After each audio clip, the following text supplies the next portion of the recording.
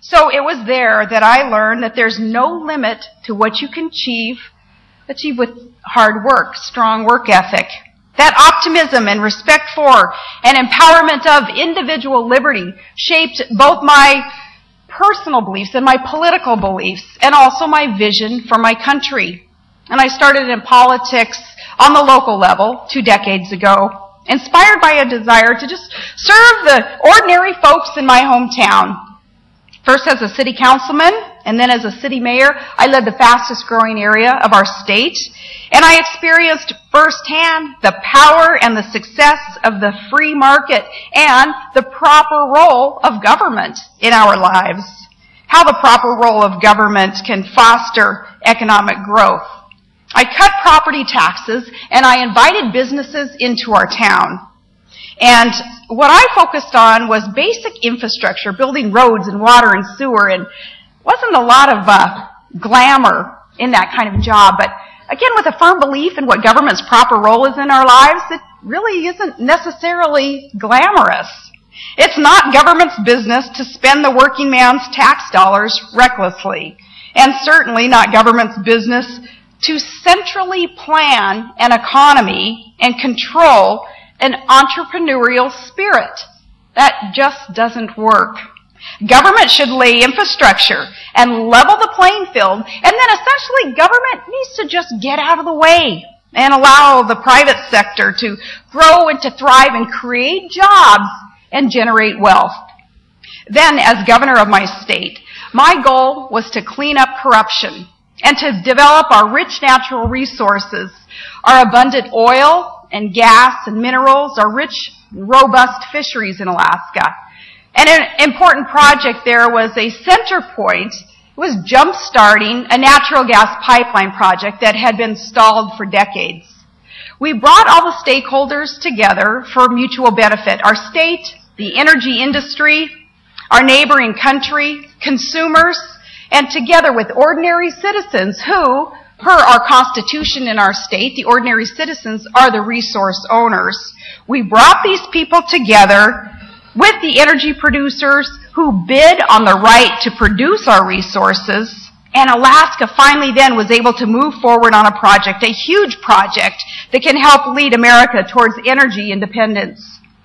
Through my work in Alaska as an oil and gas regulator, and then as our governor, I've seen firsthand how energy development and job creation and national security are linked.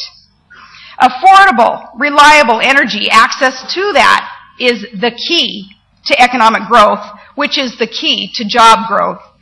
Securing that stable domestic supply of fuel will lead to a more peaceful and prosperous America, an America that's not subject to the whims of foreign dictators who could cut off energy supplies and can use energy as a weapon as they would seek to control.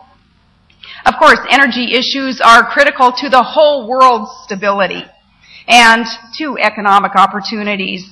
By 2030, the world's energy consumption will increase by 50%, and half of that will come from India and China. We all face similar challenges in this energy arena, and this makes America's quest for energy independence and security all the more crucial as we seek to stabilize our economy and to secure our homeland and to cooperate with our allies who would seek peace on earth. Energy is the key. My vision for a free and prosperous America has much to do with energy. Now, we hear a lot about green energy today, and I'm a true believer in environmental conservation and responsible stewardship of the land. Remember, I live in Alaska, the pristine environment. I don't want to mess it up. That pristine environment that we can pass on to generations, I don't want to mess it up. I am a conservationist. I married an Alaska native into this family of Todds where their connection to the land with their Yupik Eskimo heritage has really reinforced my respect for God's creation. And we've made our living off the land. As was explained, Todd is a commercial fisherman, and then for years he had worked in the oil fields up on the North Slope of Alaska. So I'm, as a conservationist, in favor of an all-of-the-above approach to energy security.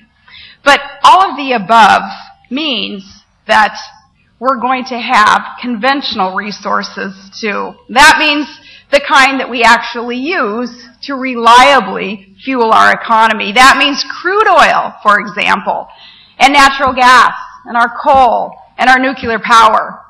Unfortunately, though, some have stymied resource development, like responsible domestic oil drilling. And as a result, hundreds of thousands of good American jobs are not going to be created until we change course. It means Americans get hit with huge gas prices at the pump unless we change course. And it means we're continuing to transfer hundreds of billions of U.S. dollars to foreign regimes to purchase energy from them, regimes that do not have our best interests at heart. And I'm not just talking about gasoline here. Remember, petroleum products are all around you. Look at your everyday surroundings, your foodstuffs, the agriculture products that are grown with fertilizer, all the plastics that are around you, medical supplies, the transportation of all of these products. Remember that it's not just gasoline that increases as the price of crude increases. Everything is touched, basic commodities.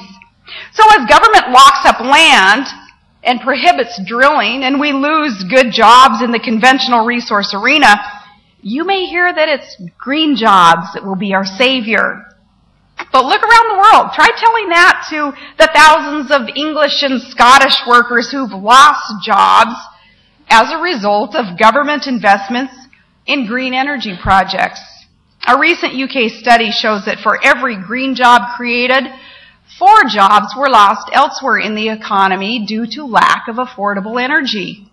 Same story in Spain. Investment in green jobs brought massive debt and skyrocketing energy costs and 20% unemployment. This push for green energy at the expense of conventional, reliable sources is not a credible energy policy or economic policy. You know what it is? It's social engineering. It's social engineering by central government planners, and it leads to nothing more but more debt, more job loss, and taxpayers will be stuck subsidizing that failure and paying more for energy.